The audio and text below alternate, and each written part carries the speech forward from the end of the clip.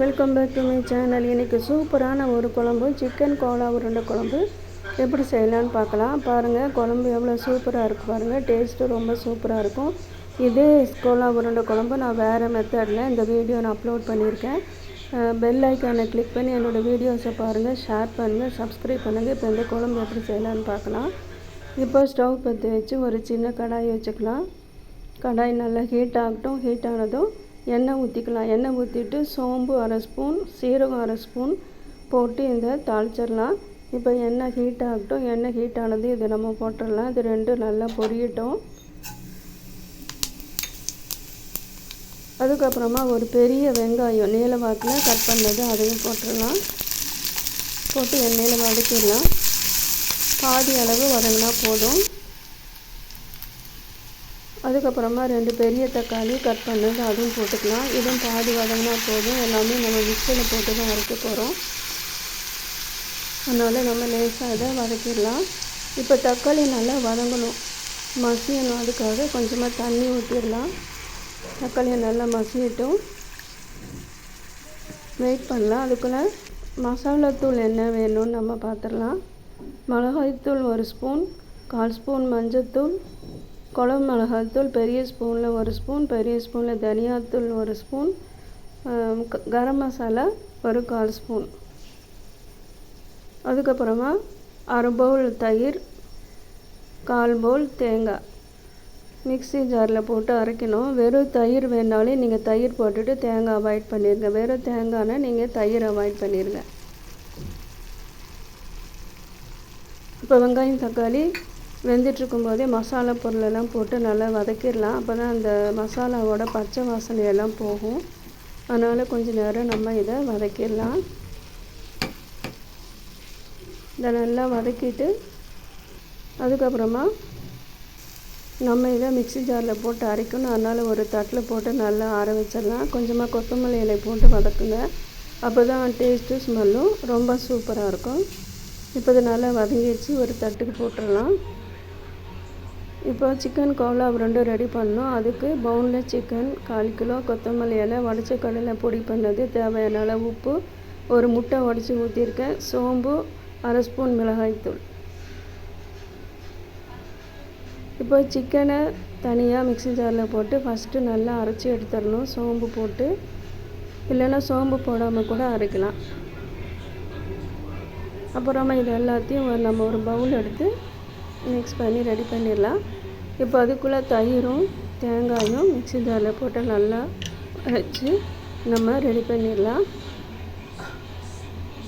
நீங்கள் தயிர் ஊற்றும் போது தண்ணி ஊற்ற வேண்டாம், தயிர்லேயே நல்லா அரைச்சிடலாம். அதுக்கப்புறமா நம்ம கடாயில் ஃப்ரை பண்ணது எல்லாத்தையும் அதையும் மிக்ஸி ஜாரில் போட்டு அரைச்சி ரெடி பண்ணி நம்ம குழம்பு வைக்கிறதுக்கு ரெடி ஆகிடலாம்.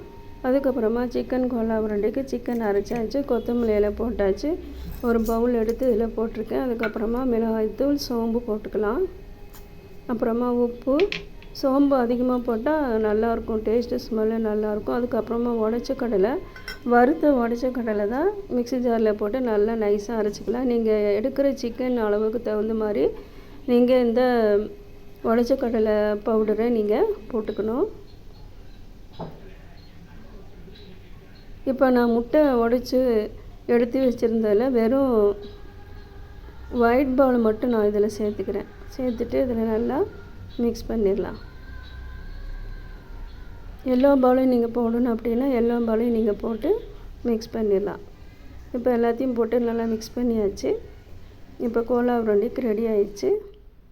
ஃப்ரெண்ட்ஸ், கோலா உருண்டைக்கு ரெடி பண்ணியாச்சு. குழம்பு தாளிக்கிறதுக்கு எல்லாம் ரெடி பண்ணியாச்சு. சைஸில் உருண்டை பண்ணிடலாம். இப்போ கோலா உருண்டையை ஃபஸ்ட்டு நமக்கு தேவையான சைஸில் உருண்டை பிடிச்சி எண்ணெயில் பொரித்து எடுத்து ரெடி பண்ணி வச்சுக்கலாம். அதுக்கப்புறமா குழம்பு ரெடி பண்ணிடலாம். இந்த குழம்பு ரொம்ப சூப்பர் டேஸ்ட்டாக இருக்கும். நீங்கள் மிஸ் பண்ணாமல் இந்த குழம்பை நீங்கள் செஞ்சு பாருங்கள். இப்போ பாருங்கள், உருண்டை பிடிச்சி ரெடியாக இருக்குது. ஒரு தட்டில் வச்சுக்கலாம். இப்போ ஸ்டவ் பற்றி வச்சு இரும்பு கடாய் வச்சு சிக்கன் கோலா உருண்டை பொரிக்கிறக்கணும். அதனால் அந்த பொரிக்கிறதுக்காக எண்ணெய் ஊற்றியாச்சு. எண்ணெய் ஹீட் ஆனதும் கோலா உருண்டைங்களை போட்டு எல்லாம் பொரித்து எடுக்கணும். லைட்டு ப்ரௌன் கலர் வர வரைக்கும் இதை பொரித்து எடுத்துடணும். பாருங்கள், பொரிச்சாச்சு. மற்ற எல்லாத்தையும் பொரிச்சாச்சு. இப்போ குழம்பு வைக்கிறதுக்கு ஸ்டவ் பற்றி வச்சு மண் கடாய் வச்சுருக்கேன்.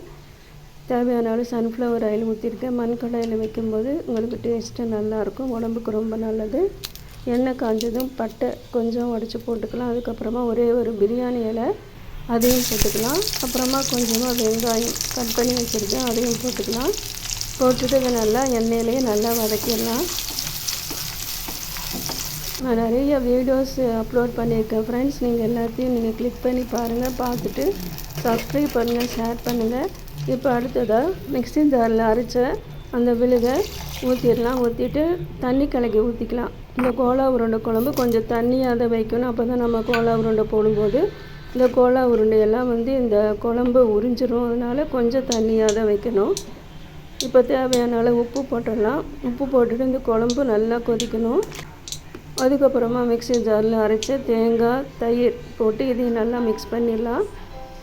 அப்புறமா நம்ம பொரித்து ரெடி பண்ணி வச்சுக்கிற கோலா உருண்டைகள் இதில் போட்டுடலாம். போட்டு இதையும் நல்லா மிக்ஸ் பண்ணிடலாம். அந்த குழம்பு அவ்வளோ சூப்பர் டேஸ்ட்டாக இருக்கும்.